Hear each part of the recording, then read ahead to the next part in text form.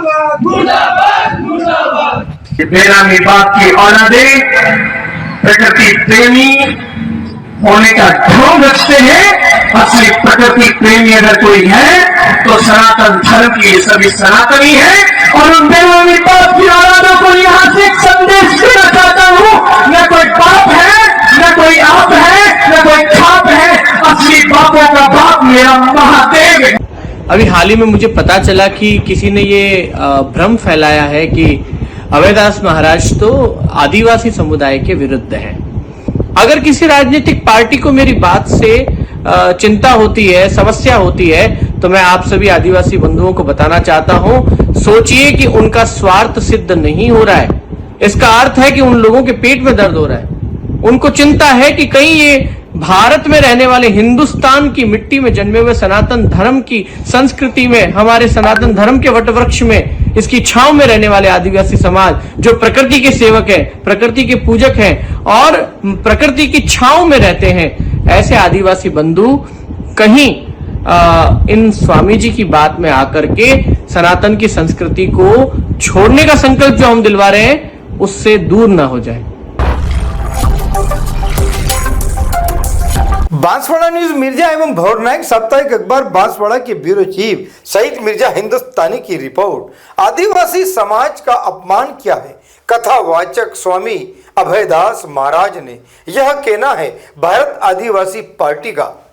Party ने स्वामी अभयदास महाराज को माफी मांगने की भी बात कही है और चेतावनी दी कि माफी नहीं मांगने पर विरोध प्रदर्शन किया जाएगा। अभयदास को अरेस्ट करो, अरेस्ट करो, अरेस्ट करो। अभयदास को अरेस्ट करो, अरेस्ट करो, अरेस्ट करो। अभयदास मुर्दाबाद मुर्दाबाद मुर्दाबाद। अभयदास मुर्दाबाद मुर्दाबाद मुर्दाबाद। योगी बाबा मुर्दाबाद मुर्दाबाद मुर्दाबाद। योगी बाबा मुर्दाबाद मुर्दाबाद मुर्दाबाद।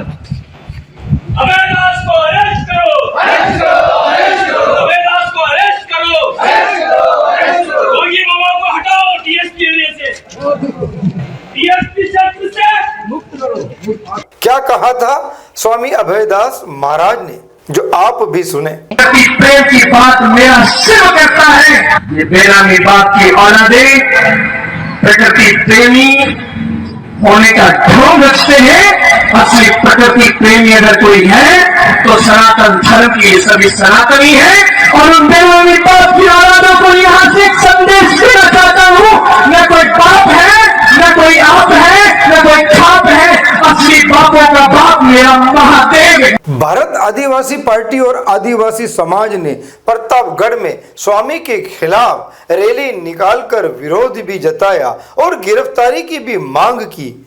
तो इधर कथावाचक स्वामी अभयदास महाराज ने कहा कि वह किसी की धमकियों से नहीं डरने वाले हैं। उनके शब्दों का गलत अर्थ निकाला गया है।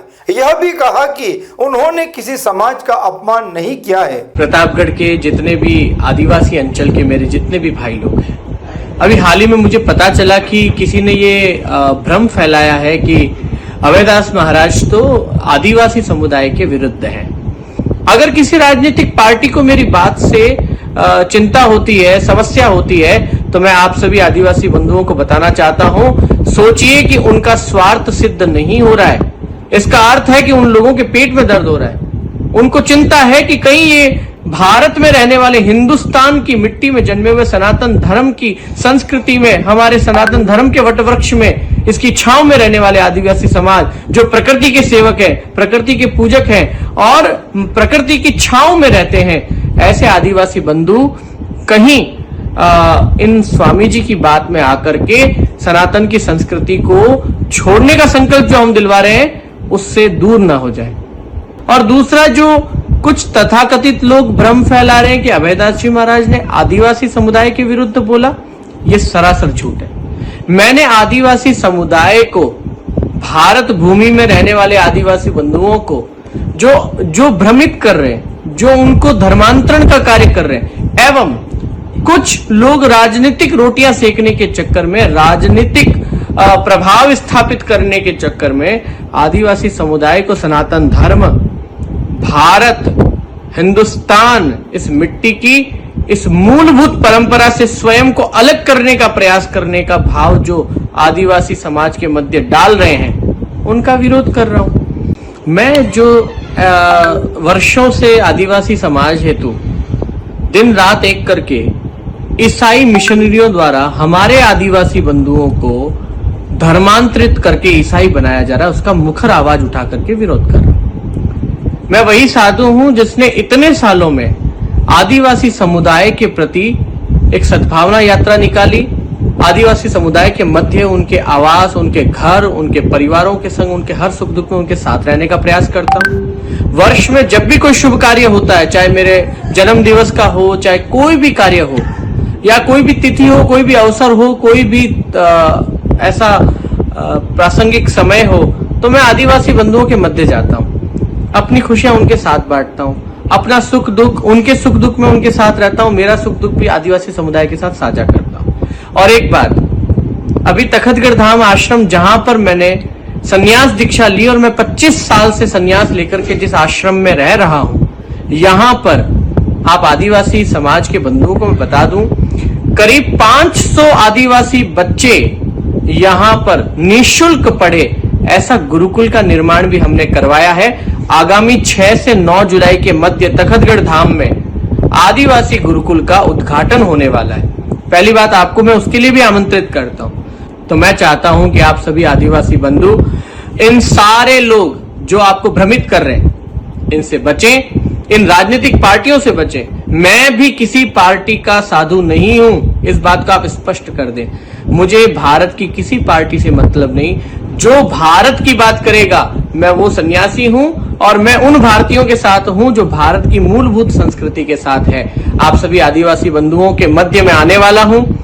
7 दिन की भागवत कथा मैं आप आदिवासी बंधुओं के साथ ही रहने वाला हूं।